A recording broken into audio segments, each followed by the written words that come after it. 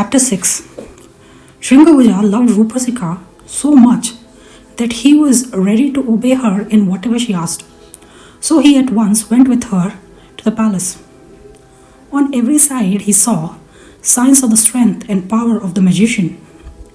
Each gate was guarded by tall soldiers in shining armour, who saluted Rupa-Sikha but frowned angrily at him.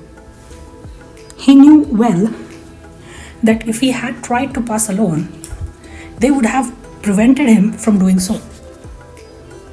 At last, they reached the great hall, where the magician was walking backwards and forwards, working himself into a rage at being kept waiting.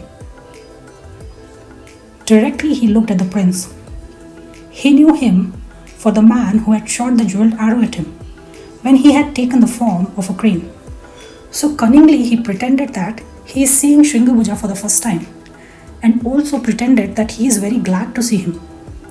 He even went so far as to say that he had long wished to find a prince worthy to wed his youngest and favorite daughter. You, he added, seem to me the very man, young, handsome, and to judge from the richness of your dress and jewels, able to give my beloved one all she needs. The prince could hardly believe his ears, and Rupa-Sikha also was very much surprised.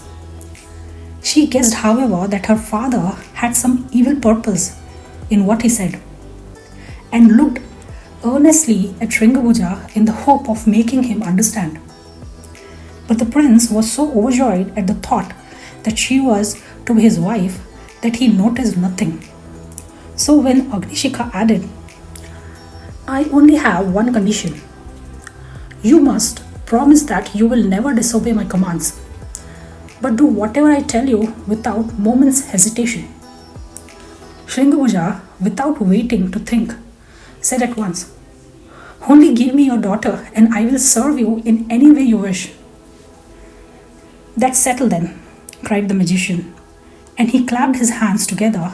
In a moment a number of attendants appeared, and their master ordered them to lead the prince to the best apartment in the palace, to prepare a bath for him and do everything he asked them.